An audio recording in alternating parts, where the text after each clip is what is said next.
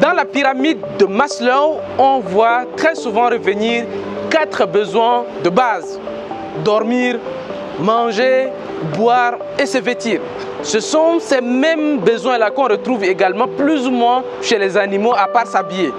Mais quand les gens veulent faire des business, ils vont réfléchir très loin, ils vont réfléchir à des business tellement loin. Pourtant, vous voyez tout de suite les 4 besoins-là des business. C'est-à-dire que quand vous analysez ces 4 besoins-là, il y a forcément ce que les hommes ont besoin dedans. C'est la base. Donc, quand vous voulez lancer des business, là, observez ces 4 besoins-là. Et j'ai présenté ici sur cette chaîne des business qui tournent autour de l'alimentation, de la boisson et surtout de l'immobilier. Mais dans l'habillement, les gens oublient très souvent, ils pensent que ce n'est pas un business. Pourtant, quand on s'approche vers des fêtes, là, actuellement, c'est la Tabaski, fin d'année, c'est quand on se rapproche vers des périodes de fêtes que les gens se rendent compte que l'habillement, c'est un business. Pourtant, chaque jour, les gens achètent des habits, chaque jour, les gens ils font du business de l'habillement. Et dans cette vidéo, je me propose de vous présenter 3 business qui tournent autour de l'habillement. Alors, vous allez voir, le 3e que je vais vous présenter, normalement, ça doit vous intéresser.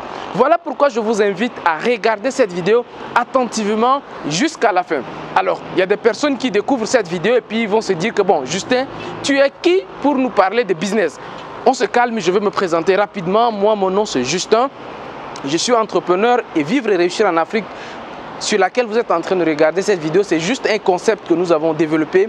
L'objectif, c'est d'inciter la jeunesse africaine à rester ici, vivre ici et entreprendre sur le continent. Nous avons animé beaucoup de conférences à travers le monde et un peu partout en Afrique.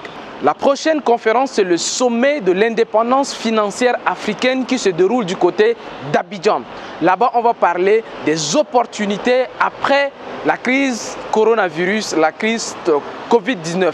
Nous allons parler de tout ce qui est indépendance financière. Donc, il y aura des grands conférenciers venus de partout dans le monde, du Sénégal, de la Côte d'Ivoire, du Burkina Faso, de Dubaï, mais partout. Le rendez-vous est pris pour la CIFA. La 2e édition, très attendue, c'est désormais connu le 8 et le 9 juillet du côté d'Abidjan. Donc si vous n'avez pas encore réservé de place, contactez les numéros qui vont s'afficher pour réserver rapidement votre place pour la 2e édition du sommet de l'indépendance financière africaine. On va fermer la parenthèse et revenir dans le but principal de cette vidéo. Alors, je vous disais tout à l'heure qu'il y a beaucoup de business qui tournent autour de l'habillement, sauf que les gens ne s'en rendent pas compte. C'est seulement à l'approche des événements, des fêtes de fin d'année, des tabaski, de ceci, c'est là que les gens se rendent compte que les tailleurs, ils gagnent beaucoup d'argent, ou bien les stylistes, ils gagnent beaucoup d'argent. Pourtant, les gens, ils s'enrichissent chaque jour autour de l'habillement.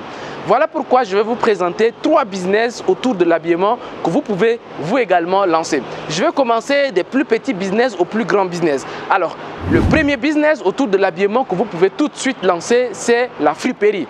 La friperie est un business très rentable, surtout que ça ne vous nécessite pas beaucoup de moyens pour commencer. Vous pouvez commencer avec minimum 50 000 déjà, c'est suffisant, même peut-être moins.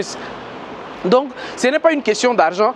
La friperie, alors comment ça se passe dans des grandes villes telles que Dakar, Abidjan, Ouaga, Douala, ainsi de suite. Il y a des zones où ceux qui font de la friperie vont acheter des balles. Donc, les balles, si vous voulez acheter vraiment un balle, donc ça c'est beaucoup, mais vous pouvez aller juste faire des choix, des premiers choix et venir revendre dans le quartier. Ce que moi je recommande très souvent aux personnes de faire, c'est pas seulement d'aller acheter comme ça et de venir revendre. D'aller acheter, mais de refaire un emballage, de faire un packaging, mettre, je sais pas, voilà. Un emballage assez brillant et le revendre s'il le faut. Aujourd'hui, vous pouvez utiliser toutes les méthodes possibles de vente, typiquement Instagram, TikTok, Facebook, en tout cas les réseaux sociaux de façon générale. Vous pouvez acheter et le revendre comme ça. Je connais beaucoup de filles qui font ce business-là aujourd'hui qui est très rentable sur TikTok. Les mêmes habits qu'elles portent, quand tu les demandes, elles disent qu'elles vendent ça. Donc, du genre, elles vont acheter à la friperie, elles reviennent vendre aux copines. Mais beaucoup ne se rendent pas compte, mais effectivement, c'est du business. Ces personnes qui vous revendent des habits sur les réseaux sociaux n'ont pas cousu elles-mêmes les habits. Généralement, peut-être même c'est des prêt-à-porter. Donc, comprenez que la friperie, c'est un business qui est rentable. Moi, je connais une dame qui a commencé avec la friperie, mais je vais vous dire aujourd'hui à quel niveau elle est. Donc, pour vous dire que vous pouvez commencer ces genres de business-là. Alors, la friperie également, c'est quelque chose que moi, personnellement, je déconseille. Ce n'est pas quelque chose que j'encourage, même si je ne déconseille pas.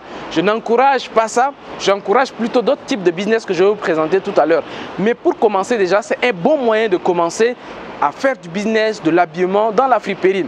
La friperie, vous pouvez le faire de plusieurs manières, hein, pour enfants, pour hommes, pour femmes, et ainsi de suite. Donc voilà, voyez une niche, si telle niche ou telle niche, ça vous convient mieux, lancez-vous dedans. Donc voilà, première idée de business dans l'habillement, c'est la friperie. Deuxième, c'est faire tout simplement de l'import-export. Ça également, c'est un autre business que beaucoup font aujourd'hui dans des grandes villes, hein, typiquement, comme je le cite souvent, Dakar, Abidjan, Ouaga, Douala, Yaoundé, N'Djamena, ainsi de suite. Beaucoup de jeunes aujourd'hui qui ouvrent des boutiques, ainsi de suite, ils vont en Turquie, ils achètent, ils viennent, ils revendent ça ici. Et ça également, c'est un autre type. Alors là, sauf que c'est des habits un peu neufs, déjà emballés avec plusieurs marques, ainsi de suite. Donc, voyez également, vous, si vous avez la possibilité de devenir revendeur, vous n'êtes pas obligé, vous, forcément, de vous déplacer en Turquie ou bien en Chine, ainsi de suite. Aujourd'hui, vous pouvez faire du e-commerce. En fait, faire ça sur place ici et le revendre sur place. Je connais des personnes qui importent des chemises, des pantalons, des vestes, des cravates. Donc, vous voyez, c'est un business qui est assez rentable, sauf qu'à ce niveau, le capital est un peu plus élevé que le capital de la friperie. Donc, imaginez un peu ce business-là pour toutes les boutiques que vous voyez. Si vous voyez un jeune qui a une boutique, un an après, il ouvre une deuxième boutique à la deuxième année. Chaque année, il ouvre une nouvelle boutique. En fait, ça doit vous faire réfléchir. Ça veut dire que c'est un business qui est assez rentable et vous devez vous également réfléchir. Moi, ce que j'ai l'habitude de dire aux personnes, c'est que vous vous habillez, vous achetez tout le temps des habits. Mais l'argent là va dans la main de qui? Est-ce que vous êtes posé ces questions-là? Donc, comprenez qu'aujourd'hui, si vous voulez vous lancer, c'est quelque chose que vous pouvez le lancer parce que vous dépensez déjà de l'argent pour vous habiller. Alors, troisième idée de business pour ne pas être long autour de l'habillement, c'est vous-même de créer votre marque de vêtements. Alors, c'est ce que moi, j'ai fini par faire, c'est de créer moi-même ma marque de vêtements. Du genre, aujourd'hui, ce n'est pas forcément que je vends des habits, mais je me rends compte que j'achète beaucoup d'habits, j'enrichis beaucoup de personnes. Donc, je dis, bon, tant qu'à faire, je n'ai qu'à créer moi-même ma marque de vêtements. Donc, mes habits, moi-même, je les couds. Alors, imaginez que si je partais acheter ça, je ne vous dis pas le prix de mes habits, hein, ce n'est pas pour vous dire le prix de mes habits. Si je vais moi-même acheter, par exemple, quelque chose comme ça, on va me vendre ça à 50 000, à 40 000, ça dépend de la qualité du tissu, et ainsi de suite. Mais si moi-même, je décide de coudre, ça ne va pas être le même prix. Vu que je vais coudre au moins la même chose comme ça, de différentes manières, je peux coudre une dizaine. Donc, le prix forcément va être à la baisse en fait. Donc, moi, vous me voyez depuis là, je m'habille toujours avec la marque Vera. C'est pas pour rien parce que je me suis rendu compte tout simplement que chacun peut avoir sa propre marque en fait. Aujourd'hui, si vous portez des marques Lacoste, vous portez, voilà, toutes les marques que vous connaissez, hein, je ne vais pas citer des marques ici, hein, mais toutes les marques que vous portez là, vous enrichissez quelqu'un en fait. Parce que la personne a une marge sur l'habit que vous avez porté. Vous avez acheté avec cette personne. Donc, moi, je vous recommande vivement, si vous êtes une personne qui est habituée tout le temps à acheter des habits, mais créer votre marque et créer sa marque, c'est quoi? Quand je vous dis que je crée ma marque, c'est pas moi qui va m'asseoir et coudre les habits, c'est pas moi voilà, c'est pas moi qui couds ça. Non, je peux dessiner des modèles, même si vous ne savez pas dessiner, vous pouvez prendre des modèles un peu partout, personnaliser ça et aller voir des couturiers qui sont bons et dites-leur, voici le modèle, vous achetez la qualité du tissu que vous voulez et ils vont vous coudre, que ce soit des t-shirts, des chemises, des pantalons, tout ça c'est possible. Donc aujourd'hui, si vous êtes une famille de 10 personnes qui achetez tout le temps des habits dehors, je pense qu'il est temps que vous-même vous pensez à un moment donné, pourquoi ne pas produire ou bien coudre des habits, produire une marque que vous-même vous allez consommer. Parce que imaginez 10 personnes qui dépensent en moyenne 50 000 francs dans une boutique d'habillement, ça fait 500 000 francs que vous donnez à une boutique tous les mois. Là, je parle de 10 personnes, peut-être c'est une famille très proche, mais si c'est une famille élargie encore. Donc, vous voyez, c'est un business qui est là, que vous n'êtes même pas obligé de chercher des clients très loin.